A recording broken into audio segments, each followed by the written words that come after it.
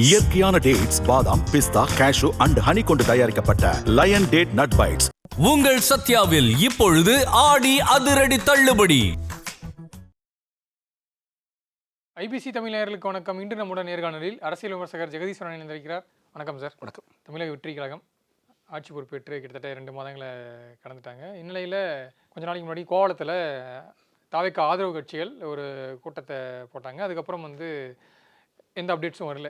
தாவேக்க தலைமையில் தான் கூட்டணியா அப்படின்ற விஷயம் இருக்குது. இன்னொரு புறம் இங்கே விசிகாவில் ஒரு முரண்பட்ட கருத்து தானே அமைச்சராக இருக்கக்கூடிய வன்னியரசு அவர்களுக்கும் தலைவர் திருமாவளவன் அவர்களுக்கும் ஒரு மாறுபட்ட கருத்து தெரிவிச்சிட்டு இருக்காங்க. ஒரு பக்கம் திமுக விமர்சிக்கிறாங்க, திமுக கூட்டணி வெளியேறிடுச்சு, ஸ்டாலின் அவர்களே அறிவிச்சிட்டாரு அப்படின்றத சொல்கிறாரு. இன்னொரு பக்கம் நாங்கள் நட்புறவோட தான் இருக்கிறோம் அப்படின்றத சொல்கிறாரு. இன்னும் என்ன சொல்கிறாருன்னா, நாங்கள் அமைச்சரவையில் தான் இருக்கோம், தாவேக்கா கூட்டணி இல்லைன்ற ஒரு ஸ்டேட்மெண்ட் கொடுக்குறாரு.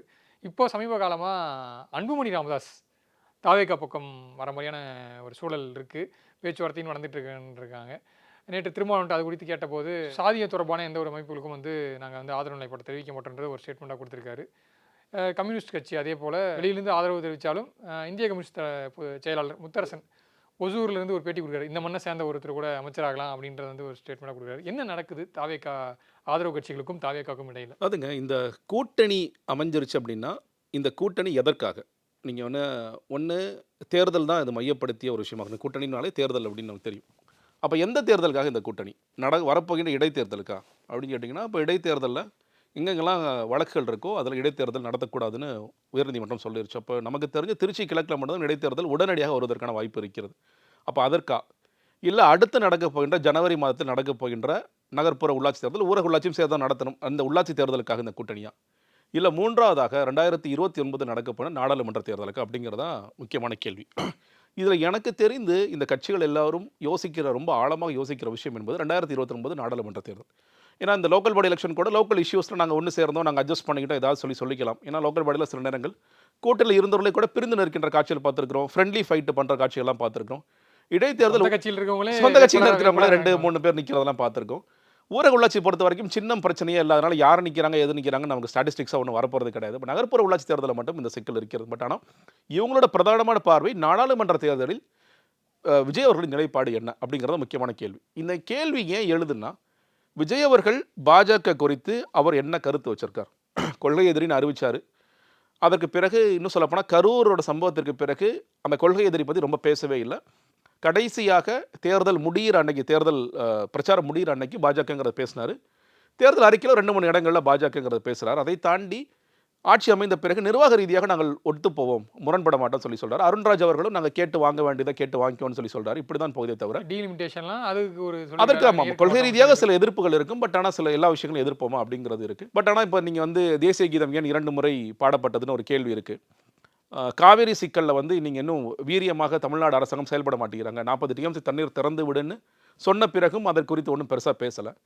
மேகதாதுக்கு டிகே சிவகுமார் பூமி பூஜை மட்டும் போடலை, அடுத்தடுத்த ஸ்டெப்ஸ் எல்லாம் எடுத்துக்கிட்டு இருக்காருன்னு சொல்கிற விஷயங்களுக்கும் இல்லை. அப்படிங்கும்போது இந்த மாதிரி விஷயங்களுக்கெல்லாம் மாநில உரிமைகள் சார்ந்து இவங்க நிற்கிறாங்களா நிற்கலையா அப்படிங்கிறது. ஆளுநர் ஆய்வுக்கு போகிறேன், இல்லை நானே இறங்கி மதுரையில் இருக்கின்ற வைகை அணையை சுத்தம் பண்ணுறேன்னு சொல்லும் பொழுது எல்லோரும் பேசி முடித்த பிறகு கடைசியாக தான், அதுவும் சீட்டா நிர்மல்குமார் தான் ஒரு போகிற போக்கில் பேசுகிறாரு தவிர அதற்காக எக்ஸ்க்ளூசிவான பேச மாட்டேங்கிறார், முதலமைச்சர் பேச மாட்டேங்கிறார்.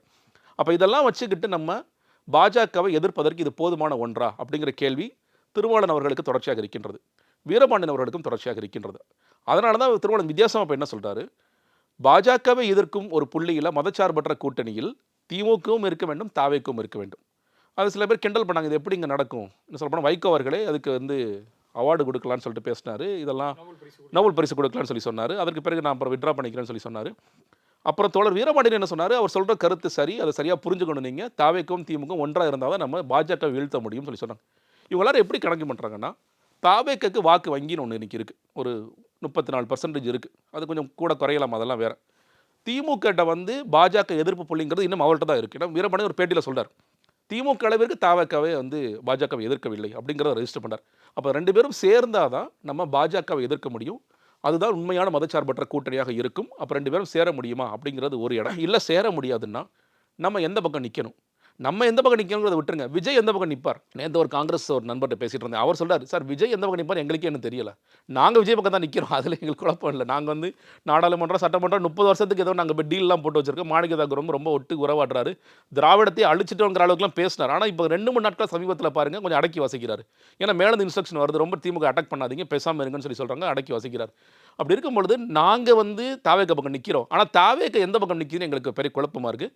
2029 அவர் வந்து பாஜகவை எதிர்ப்பாரா ஆதரிப்பாரா என்னங்கிறது எங்களுக்கு குழப்பமாக இருக்குன்னு சொல்லி சொல்கிறாங்க. இந்த குழப்பம் கூட்டணியில் இருக்கிற எல்லாத்துக்குமே இருக்குது. நீங்கள் வந்து ஒரு பக்கம் சமூக நீதி கூட்டணி, நாங்கள் வந்து ஒத்துமையாக இருக்கோம், ஒன்றா இருக்கோம், திமுக உங்களை ஏமாற்றிட்டாங்கன்னு சொல்கின்ற ஆதவர்ஜனா கூட 2029 எங்களுக்கும் பாஜக அணிக்கும் தான் போட்டி அப்படின்னு சொல்கிறாருன்னு சொல்லலை, அமைதியாக தான் இருக்கார். ஏன் அதை சொல்ல மறுக்கிறாங்க, ஏன் கொள்கை எதிரி குறித்து பேச மறுக்கிறாங்க? நேரம் இருக்குன்னா இன்னும் நேரம் இருக்குன்னு இல்லைங்க, கரூர் வழக்கு ஒரு பிரச்சனையாக இருக்கின்றது. நம்ம வெளிப்படையாக பேசணும் அப்படின்னா அந்த வழக்கோட தீர்ப்பு வர்ற வரைக்குமே கொஞ்சம் அடக்கி தான் வாசிப்பாங்க. நீங்கள் பாருங்களேன், நீங்கள் செப்டம்பர் 27க்கு முன்னாடி நீதிபதிகள் நியமனம் குறித்து விஜய் அவர்கள் பேசினார். எல்லோருக்குமான தலைவர் அம்பேத்கர் புத்தக வெளியீட்டு விழாவில் மணிப்பூர் கலவரம் குறித்து பேசினார். ஸ்டாலின் சார் சொல்ற மாதிரி மோடி சார்லாம் பேசினார். அதற்கு பிறகு செப்டம்பர் 27 பேர் கம்ப்ளீட்டாக யூட்டர். சிபி வழக்கு குறித்து பேசலை, ஜனநாயகன் படம் ரிலீஸ் குறித்து பேசலை, இங்கே திருப்பரங்குன்ற இஷ்யூ பற்றி பேசலை, எது பற்றியும் பேசாமல் கடந்து போனாங்கன்னா ஒரே ஒரு காரணம் சிபிஐ வழக்கு தான், எனக்கு தெரிஞ்ச கரூர் வழக்கு மட்டும்தான்.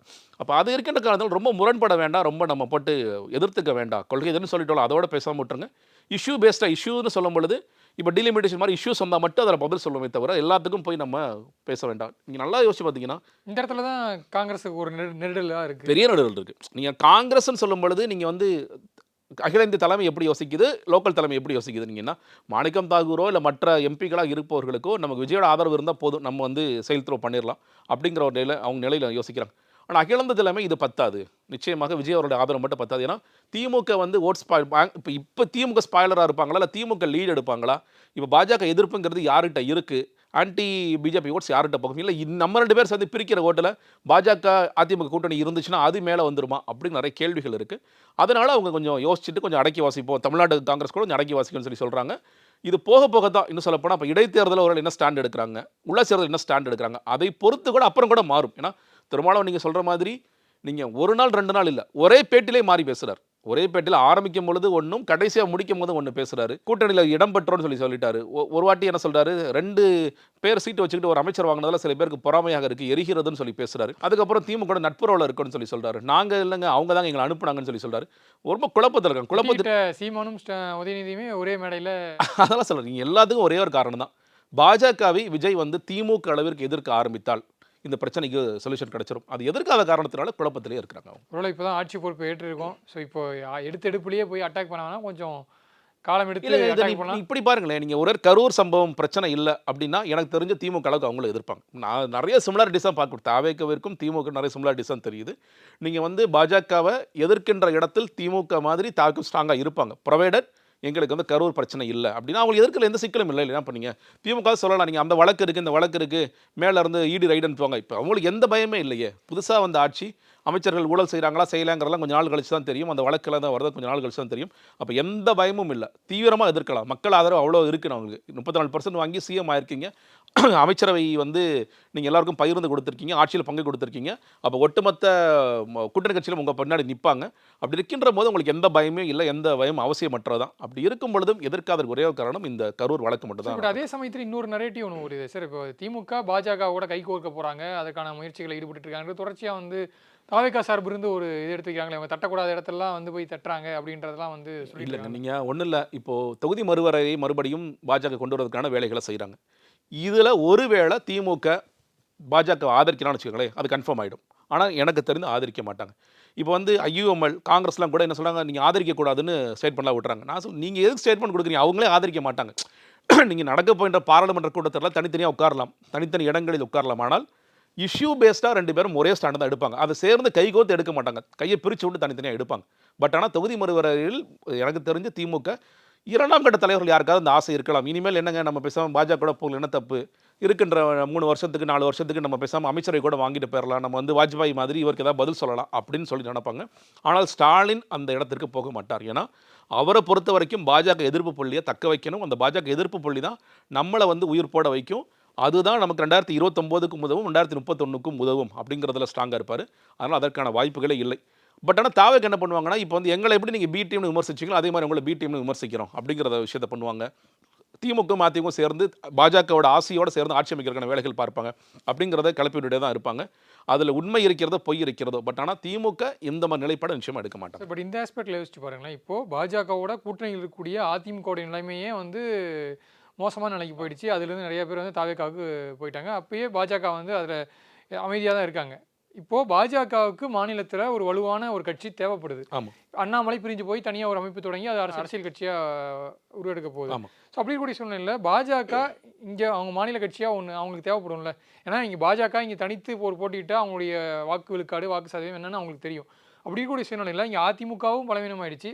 அப்படி இருக்கக்கூடிய சூழ்நிலையில் அவங்களுக்கு திமுகங்கிறது ஒரு நல்ல ஆப்ஷன். ஸோ அப்போ பாஜக இதற்கான முயற்சிகளை ஈடுபடலான்ற ஒரு வாய்ப்பு இருக்குல்ல. பாஜக கண்டிப்பாக ஈடுபடுறாங்க. நீங்கள் அது எப்போ ஸ்டார்ட் ஆனிச்சுன்னு கேட்டிங்கன்னா, காங்கிரஸ் வந்து இந்த கூட்டணியை விட்டு வெளியே போன அடுத்த நிமிஷம் பிரதமர் மோடி அவர்கள், இன்னும் சொல்லப்போனால் போய் வெவ்வேறு மாநிலங்களில் போய் திமுக திட்டிட்டு இருந்த மோடி அவர்கள் ஒரு வார்த்தை சொன்னார். என்ன சொன்னார்?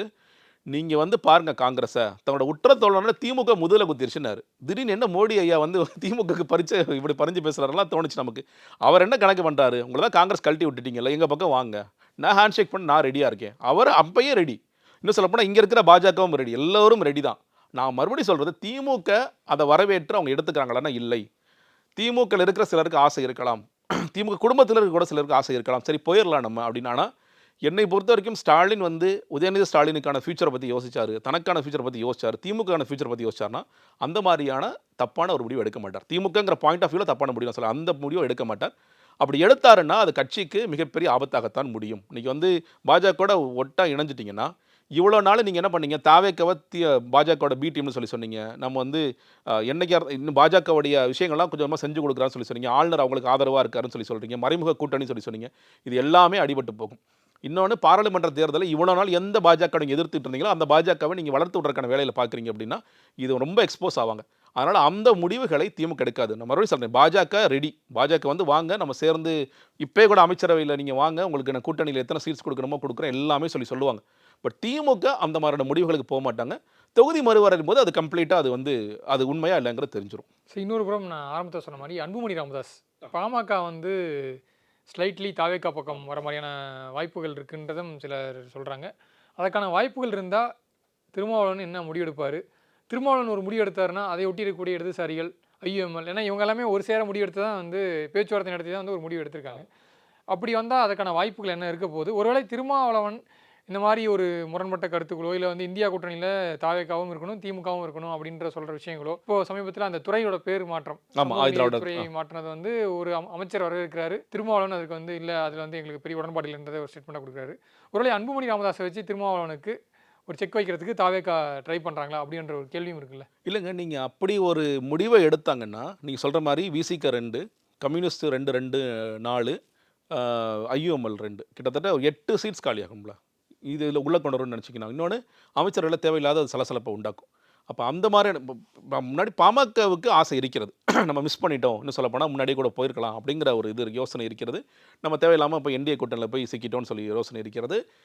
எலெக்ஷனுக்கு முன்னாடியே கூட ஜான் ஆரோக்கியசாமி முயற்சி பண்ணியிருப்பார். நீங்கள் இந்த கூட்டணிக்கு வாங்க, நானே சில இடங்களில் சொல்லியிருக்கேன், நீங்கள் இப்போ நாங்கள் 160 சீட் ஜெயிக்கிறோம், நீங்கள் வந்து 200 சீட் வரைக்கும் ஜெயிக்கலாம்னு சொல்லிலாம் ஒரு ஆசையெல்லாம் காமிச்சாங்க. பட் அன்றைக்கி நம்ம எல்லாரும் கணிச்ச மாதிரி என்ன தாவேக்கா பெருசாக என்ன செய்ய போகிறாங்கன்னு நினச்சோம். பட் அதை மிஸ் பண்ணிட்டோன்னு ஒரு இது இருக்குது. இன்னொன்று, அவங்க இப்போ சாதிவாரி கணக்கெடுப்பு போன்ற விஷயங்கள் வந்து அவங்களும் சொல்கிற விஷயங்கள்லாம் பார்க்கின்றோம். அப்போது நம்ம வந்து ஒத்து போயிட்டு நம்ம சேர்ந்துருக்கலாம். அப்போ அப்பாவுக்கும் பையனுக்கான பிரச்சனையும் முடிஞ்சிருச்சு. அப்போ நமக்கு வந்து நல்ல ஆப்பர்ச்சுனிட்டியை அதை பயன்படுத்திக்க கூடாதுன்னு நினைக்கிறாங்க. அதே போல் தாவேக்காவுக்கு இன்னும் 1 இயர் கிட்ட இருந்து இன்னும் வாக்குகள் அவங்களுக்கு தேவை கண்டிப்பாக வரும். பட் ஆனால் அது என்ன அட் வாட் காஸ்ட்? நீங்கள் வந்து விசிகவை இழக்கிற மாதிரி இருக்கும். விசிகவை இழக்கிறதுங்கிறது சரியாக இருக்குமா? ஒன்று, இயல்பாகவே நீங்கள் வந்து தலித் வாக்குகள் விஜய் பக்கம் இருக்கிறது. இப்போ வன்னியர்களை சேர்ப்பதன் மூலியமாக அந்த தலித் வாக்கள் வெளியே போய் திருமா இப்போ வெளியே போகிறாருன்னா, இப்போ திருமாவோட வாக்கள் ஆக்சுவலாக குறைஞ்சிருக்கு. இப்போ வெளியே போகிறாருன்னா பழையபடி அவரிடம் இருந்த வாக்குகள் வன்னியர் எதிர்ப்பு காரணத்தினால மறுபடியும் அவருக்கு வரக்கூடிய வாய்ப்புகளும் இருக்கிறது. அப்போ விஜய் அந்த ரிஸ்க் எடுப்பாரா? இன்னும் சொல்லப்போனால் இந்த கட்சியிலே நீங்கள் என்ன சொல்கிறீங்க, நாங்கள் 8 பேருக்கு சமூக நீதி பார்வையின் அடிப்படையில் 8 தலித் அமைச்சர்களுக்கு நாங்கள் வாய்ப்பு கொடுத்துருக்கோன்னு சொல்கிறீங்க. அப்போ இதெல்லாம் கூட அடிவாங்கக்கூடிய வாய்ப்புகள் இருக்கிறது அந்த கேஸ்ட் ஈக்குவேஷன்ஸ்னால. அப்போ அப்படிப்பட்ட ஒரு ரிஸ்க் எடுப்பாங்களா? இன்னும் சொல்லப்போனால் இப்போ திமுக கூட்டணியிலே கூட பாமக அக்கமடேட் பண்ணலாம், சீனியர் அவர்ஸ் அக்கமடேட் பண்ணலாம் சொல்லிடுறாங்க. அப்பயே அவர் சொன்னார், நான் தேர்தலை கூட புறக்கணிப்பேன், எனக்கு வந்து கொள்கை தான் முக்கியம்னு திருமாவளவன் சொன்னார். அப்படிப்பட்ட திருமாவளவன் அவர்கள் இன்னுமே கூட அமைச்சரவையிலேருந்து எப்போ வேணாலும் நாங்கள் வெளியே போவோம், இது வந்து ஸ்திரமான இது கிடையாதுன்னு சொல்லி எடுக்கிறவர் உடனடியாக அதை முடிவு எடுத்துருவார். ஒருவேளை அன்புமணி ராமதாஸ் சொல்ல வராரு, பாமக சௌமியா அன்புமணிக்கு நம்ம ஏன் அமைச்சரை கொடுக்கலான்னு அந்த டிஸ்கஷன் வந்தாலே உடனடியாக திரும்ப வெளியே வருவார். திரும்ப வெளியே வந்தாங்கன்னா கம்யூனிஸ்டும் அதை தொடர்ந்து வெளியே வருவாங்க. ஐயோ மணி திரும்ப கூப்பிடுவாங்க. இது எல்லாமே வந்து இந்த ஒரு ஸ்திரமான ஆட்சியாக இருக்கக்கூடியதுக்கு ஒரு ஆபத்தாக முடியும். முன்னாள் அமைச்சர் அனிதா ராதாகிருஷ்ணன் வேற மேடைக்கு அதை பேசிகிட்டே இருக்காரு. இன்னும் 6 மாத காலம் தானே, அதன் பிறகு வந்து ஸ்டாலின் முதலமைச்சராவார், எம்பிக்கெல்லாம் வந்து மத்திய அமைச்சராக இருக்கலான்றது வந்து பேசிகிட்டே இருக்கார் தொடர்ச்சியாக. அதை சீரியஸாக எடுத்துக்கக்கூடிய விஷயமா பார்க்கலாம். இல்லைங்க, இங்கே டிடிவி எனக்கு வந்து எது ஞாபகப்படுத்தினா, டிடிவி தினகரன் ஸ்லீப்பர் செல்ஸ் இருக்காங்க சொல்லிட்டே இருந்தார். கடைசி வரைக்கும் அந்த ஸ்லீப்பர் செல்ஸ் வெளியே வரல. எனக்கு வந்து இடைத்தேர்தல் நடந்துச்சு, அந்த இடைத்தேர்தல் அவர் வெற்றி பெற முடியல. அதுக்கு பிறகு நீங்கள் அவரோட வீழ்ச்சியே அதில் வந்து ஆரம்பிச்சது. இப்போ கிட்டத்தட்ட அனிதா ராதாகிருஷ்ணன் அந்த வேலையை தான் பார்த்துட்டு இருக்கார். நீங்கள் இது வந்து ஸ்திரமாக போகக்கூடிய வாய்ப்புகள் தான் அத்தனையுமே இருக்குது. ஏன்னா நீங்கள் எப்படி கவிப்பீங்க? நீங்கள் ஒருவேளை ஆட்சியை கவிழ்க்கணும்னு வச்சுக்கோங்களேன், முதல்ல இந்த கூட்டணியிலேருந்து இந்த ஆட்களை உருவணும். நீங்கள் கம்யூனிஸ்ட்டை உருவணும், திருமாவளவனை உருவணும், ஐயமலை உருவணும். இவங்க எல்லாரும் என்ன சொல்கிறாங்க? ஆட்சியை கவிழ்க்க விட மாட்டோம், நாங்கள் போனதே குடியரசுத் தலைவர் ஆட்சி வந்துடக்கூடாது அப்படிங்கிறக்காதான். அப்போ அமைச்சராலையும் நீங்கள் பங்கு கொடுத்துட்டாங்க, எப்படி உங்கள் ஆட்சியை கவிழ்க்க முடியாது? சரி, தாவேக்கல இருக்கிறவங்க யாராவது மனம் மாறி இல்லை வந்து ஓட்டு மாற்றி போடுவாங்களான்னா அதற்கும் வாய்ப்புகள் இல்லை. அதுக்கான முயற்சிகள் ஈடுபட்டாங்கன்றது கிட்டத்தட்ட ஒரு 10 பேர் வரைக்கும் கைது பண்ணிட்டாங்க. ஆமாம், கைது பண்ணுறதை பார்க்குறோம் நம்ம. நீங்கள் அதுலேயுமே கூட அந்த எஃபோர்ட்ஸுமே எப்படி வந்து அது ஜெயிக்குங்கிறது பெரிய கேள்வி தான். ஏன்னா எத்தனை பேரை தூக்கிட்டு வர முடியும்? 15 பேர் அவங்க சொல்கிறாங்க, எவ்வளோ கோடி கொடுப்பாங்க? அது உண்மையிலேயே வந்து இப்போ சந்திரபாலாஜி ஆளுங்கட்சியை விட்டு வருவாங்களான்னு வரமாட்டாங்க. இப்போது எனக்கு தெரிஞ்சு ஆளுங்கட்சியில் இருக்கிற சட்டமன்ற உறுப்பினர் என்னன்னா, ஒரு நியூஸ் ஒன்று போகுது, 5 அமைச்சர்களை கட்டம் கட்டும் முதல்வர் விஜய், ஊழல் குற்றச்சாட்டுகள் இருக்கிறது, கடுமையாக பேசுகிறாரு.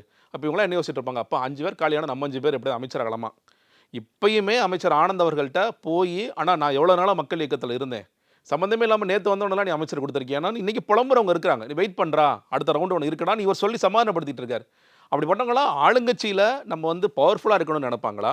இல்லை இவங்க தான் காசு 10 கோடி கொடுக்குறாங்க, 20 கோடி கொடுக்குறாங்க, காசு வாங்கிட்டு செட்டிலான்னு நினைப்பாங்களான்னு நிச்சயமாக பண்ண மாட்டாங்க. இன்னும் அது நிறைய பேர் வந்து இது 5 வருஷம் இல்லை 10 வருஷம் கூட ஆட்சி, 20 வருஷம் கூட ஆட்சி அப்படின்னு சொல்லும் பொழுது யாருமே அதை விட்டு போவதற்கான வாய்ப்புகள் இல்லை. அனிதா ராதாகிருஷ்ணன் இந்த மாதிரி சொல்வதை, அனிதா ராதாகிருஷ்ணன் மட்டுமல்ல, யாருமே சொல்வது தேவையில்லாத ஒன்று. உண்மையில் திமுக செய்ய வேண்டியது என்பது இன்றைக்கி அவங்க இவ்வளோ கருத்துக்கள்லாம் வந்துச்சு, அந்த கருத்துக்களை பார்த்து எந்த இடத்துல நம்ம சறுக்கணும், அதிலிருந்து நம்ம எப்படி மீளணும், அதற்கு என்ன வேலை பண்ணணும், அதுதான் செய்யணுமே தவிர மறுபடியும் ஆட்சி கவிழ்ந்துரும் சொன்னால் மக்களே வந்து அயற்சி ஆகிடுவாங்க. திமுக இப்போ மறுசீரமைப்பு குழு அமைச்சு ஆய்வு பண்ணிட்டு இருக்காங்க. தொண்டர்கள் நிர்வாகிகளிருந்து பெறப்பட்ட கடிதங்கள்லாம் வந்து ஆய்வு பண்ணிட்டு இருக்காங்க. தவிர்க்க ஏதாச்சும் ஒரு விஷயத்தில் ஈடுபடும் போது இங்கே இருக்கக்கூடிய திமுக சார்பாக ஸ்போக்ஸ் பர்சனை வச்சு ஒரு ப்ரெஸ் மீட் கொடுக்குறாங்க. அதை தாண்டி பெரிய அளவுக்கு போராட்டமோ இல்லை வந்து பிரச்சனைகளை வந்து பிரச்சனையாக பேச வேண்டிய விஷயமோ வந்து முன்னெடுக்கிறாங்களான்றது ஒரு கேள்விக்குறியாக தான் இருக்குது. திமுக இந்த மறுகட்டமைப்புன்னு ஒன்று இருக்குல்ல சார், அதை முன்னெடுக்கிறதுக்கான தேவைகள் எந்த அளவுக்கு? ஏன்னா பொதுச் செயலாளர் துரைமுருகனே வந்து இங்கே ஆக்டிவாக செயல்படாத நிலையில தான் இருக்கார். ஆனால் திமுக இன்னும் ஏன் தயக்கம் காட்டுறாங்க? இங்கே வந்து தோல்விக்கு காரணம் மாவட்ட செயலாளர் இருக்காங்க. திமுக தலைவர் ஸ்டாலின் சொன்னதே என்னன்னா, எலெக்ஷனுக்கு முன்னாடி இங்கே எந்த தொகுதியில் தோக்குறீங்களோ அந்த தொகுதியில் யாரும் பார்க்க மாட்டோம், மாவட்ட செயலாளர் தூக்கிடுவாங்க.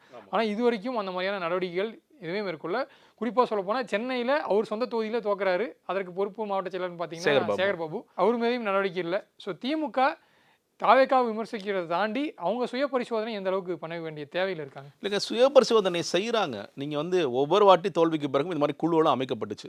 இந்த குழு அமைத்து அதை கொடுக்கின்ற கருத்துக்கள் எதனா இம்ப்ளிமெண்ட் பண்ணியிருக்காங்கன்னா எதுவுமே பண்ணதில்லை. அதுதான் பிரச்சனை திமுகட்ட. நீங்கள் இந்த குழு போணுச்சு, இந்த குழு போகும்பொழுது என்ன பண்ணுறாங்க? ஒரு மாவட்ட செயலர் பக்கத்தில் வச்சுக்கிட்டு ஒரு ஒன்றிய செயலாளர்கிட்ட நீ கருத்து சொல்லணும், அவர் என்ன சொல்லுவார்?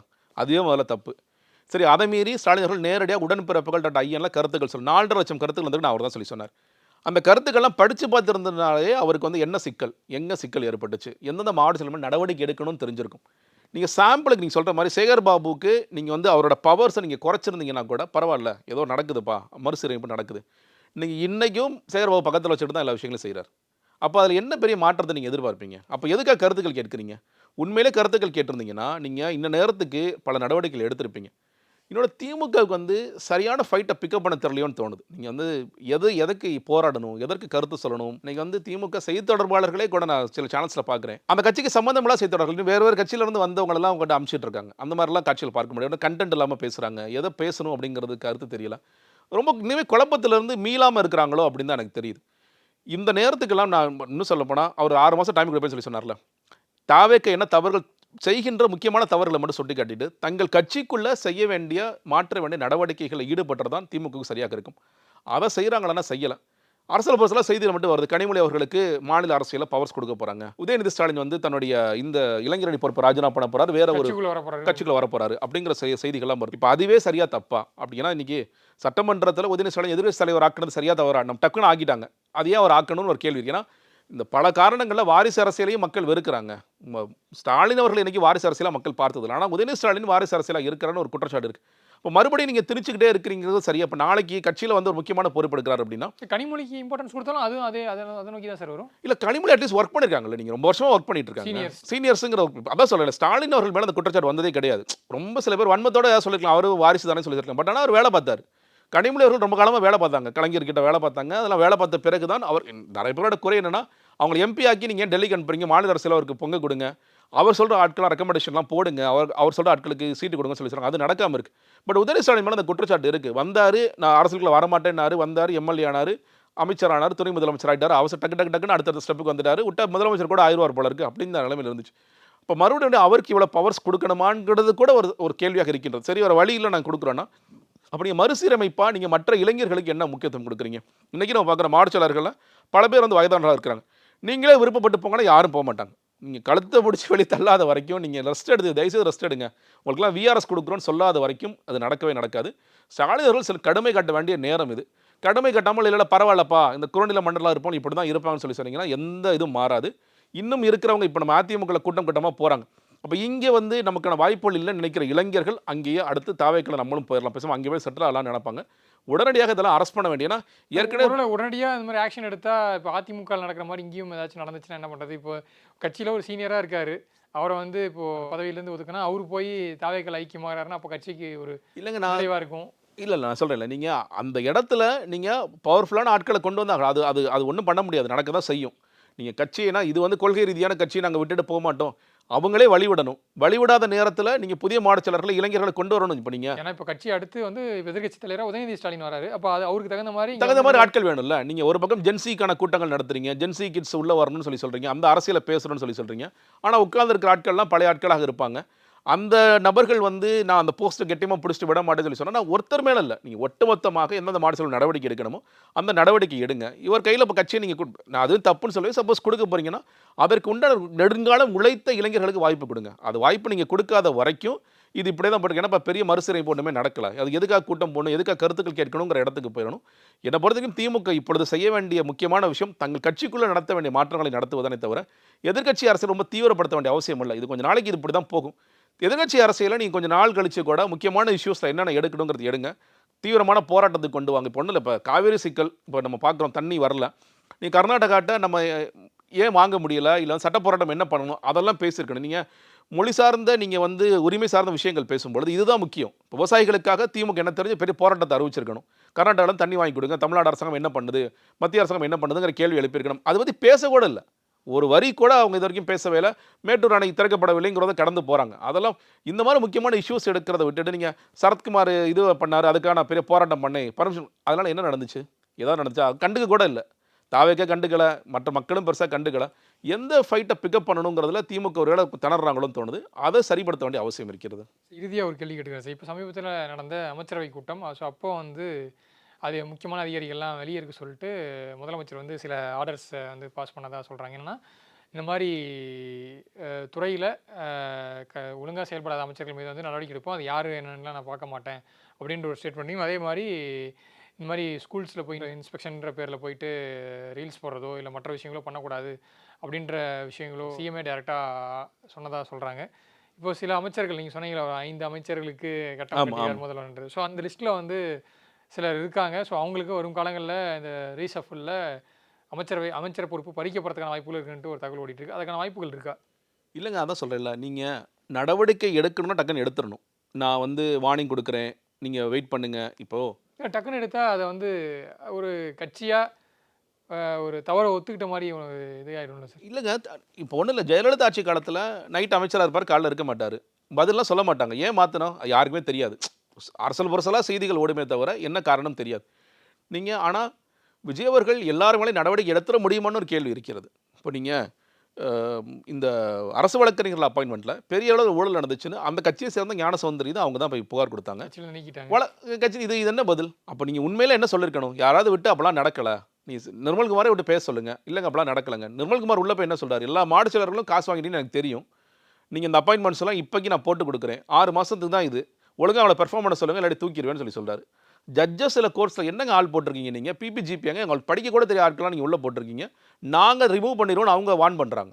அப்போ இந்த லட்சணத்தில் நீங்கள் ஆட்கள் போட்டிருக்கீங்க அப்படின்னா எல்லா இடத்துலையும் காசு பயங்கரமாக விளையாண்டு. சார் இந்த காசு யாருக்கு போச்சு? மாவட்ட செயலாளர், அமைச்சர்கள், எம்எல்ஏக்கள், நீங்கள் வந்து தலைமையில் இருக்கிற புஷியானது வரைக்கும் போயிருக்குங்கிற குற்றச்சாட்டு, இந்த குற்றச்சாட்டு இருக்குது. இந்த குற்றச்சாட்டுக்கு என்ன பதில்? அப்போ கேட்கணும்ல விஜய் அவர்கள் வந்து இப்போ யாரெல்லாம் வாங்குனீங்க நீ சொல்லுங்கள். நான் ஒரு பக்கம் ஊழல் இல்லாத ஆட்சி கொடுக்கணும்னு நினைக்கிறேன். நீங்கள் அந்த ஜுடிஷியல் அப்பாயின்மெண்ட்ஸில் இவ்வளோ பேர் போட்டிங்கன்னா இது எப்படி ஊழல் இல்லாத ஆட்சியாக மாறும்? நாளைக்கு தப்பு செய்யறோம்னா நீங்கள் தப்பிக்க விட்டுருவீங்கங்கிற கேள்வி எழுப்பணும்ல. அப்போ இந்த மாதிரி சும்மா நாங்கள் 5 பேர் மேலே நடவடிக்கை எடுக்க போகிறாரு அப்படிங்கிறது இருக்கக்கூடாது. நான் நடவடிக்கை எடுத்தார் இந்த அமைச்சர், இந்த துறையில் வந்து இப்போ ஒன்றும் இல்லை, ஆவின் தலைவருக்கு 50 லட்ச ரூபா பேசப்பட்டதுன்னு செய்தி வந்துச்சு. என்ன நடவடிக்கை எடுத்தாங்க? செய்திகளாக வருது, அதற்கு பிறகு எந்த நடவடிக்கை இல்லை. நீங்கள் வந்து பரநிலைத்துறையில் பழனி விஷயத்தில் ஒன்று ஓடிட்டு இருக்கு, அது எது உண்மை எது போய் 2 அமைச்சர்களுக்கும் தெரியாமல் இது நடந்திருக்கிறதா? அதுக்கான வாய்ப்பு ஒரு பக்கம் வந்து சரி, அமைச்சர்கள் தொடர்பே இல்லை, ஆனால் 2 பேருக்குமே தெரியாமல் ஒரு விஷயம் நடக்குது அப்படிங்கிறது ரொம்ப ஆச்சரியமா இருக்கு. துறைக்குள்ள அமைச்சர்களுக்கு தெரியாமல் ஒரு பெரிய விஷயம் நடக்குமா? அதுவும் நீங்கள் பாருங்க, நீங்கள் பழனியோடைய இவர் சார்பதிவாளர் அன்னைக்கு போக சொல்லிட்டு பொறுப்பாக வந்து ஒட்டச்சத்திரம் சார்பதிவாளர் கொண்டு வந்து பண்ணிருக்காங்க. இது ஆனால் எங்களுக்கு தெரியாது. கொடைக்கானல் நீங்கள் வந்து அப்படி பண்ணிருக்காங்க அப்படின்னா அப்போ இதில் வந்து என்ன நடக்குதுங்கிற பெரிய கேள்வி இருக்குல்ல. 2 பேருக்கும் தெரியாது. நீங்கள் ப்ரெஸ் மீட் டேரெக்டாக கொடுக்குறாங்க. ஒருத்தர் இல்லைங்க தப்பு நடந்துருச்சுன்னு ஒருத்தர் சொல்கிறார், ஒருத்தர் ஆமாம் தப்பு நடக்கலன்னு சொல்கிறார். அப்போ எது உண்மை? நீங்கள் போய் ஒவ்வொருத்தரோட கமெண்ட்டில் போயிட்டு இல்லை நீங்கள் உங்கள் சட்ட நடவடிக்கை எடுத்துருவோம் சோஷியல் மீடியாவில் போகிறதுனால எந்த பிரயோஜனமும் இல்லை. உண்மையில் ஊழல் நடக்கலையா? நீங்கள் என்னை பொறுத்த வரைக்கும் பழனி விஷயத்தில் ஒரு முன்னாள் ஆணையர் யாராவது ஒரு ஃபிக்ஸ் பண்ணி ஒரு 48 ஹவர்ஸில் நாங்கள் ஒரு அறிக்கை கொடுக்குறோம், அந்த மாதிரி செஞ்சுருந்தீங்கன்னா மக்களுக்கு சில நம்பிக்கைகள் வரும். நீங்கள் ஒட்டுமொத்தமாக ஊழல் இல்லாத ஆட்சி கொடுக்கணும்னா தவறு செய்கிறவர்கள் யாராவது உங்களோட கவனத்திற்கு வந்தால் உடனடியாக நான் நடவடிக்கை எடுப்பேன். நீங்கள் நடவடிக்கை எடுத்துருக்கீங்க. இதே தான் நீங்கள் ஒரு பக்கம் திமுக மாவட்ட செயலர்கள் மேல் நடவடிக்கை தயங்குறாங்க, தாவேக அமைச்சர்கள் மேல் நடவடிக்கை தயங்குறாங்க. அப்படி தான் மக்கள் பார்ப்பாங்க. நடவடிக்கை எடுத்தோன்னா பரவாயில்லப்பா, அவன் அந்த அம்மா மாதிரி இவருமே பண்ணுறாருப்பா அப்படின்னு மக்கள்கிட்ட போகும். இல்லை அது காலதாமதப்படுத்திட்டே இருந்தீங்கன்னா சும்மா சொல்லுவாங்கப்பா, தகவலாக தான் சொல்லுவோம், அதான் ஒன்றும் நடக்காது, நம்ம பாட்டு செய்கிற விளையாண்டுட்டு இருக்கலாம் தான் விளையாடுவாங்க. கண்டிப்பாக சார். ஒரு பக்கம் ஆளுங்கட்சி அரசியல், இன்னொரு பக்கம் எதிர்கட்சி அரசியல், நடுவில் நிர்வாகம் வேறு. கண்டிப்பாக பொறுத்திருந்து பார்க்கும் இதோடைய நகர்வுகள் அடுத்தடுத்து எதை நோக்கி போகுதுன்ட்டு. நேரம் நோக்கி நிறைய தகவல் பண்ணுறீங்க. நேரத்துக்கு நன்றி. இயற்கையான டேட்ஸ், பாதாம், பிஸ்தா, கேஷு அண்ட் ஹனி கொண்டு தயாரிக்கப்பட்ட லயன் டேட் நட் பைட்ஸ் உங்கள் சத்யாவில் இப்பொழுது ஆடி அதிரடி தள்ளுபடி.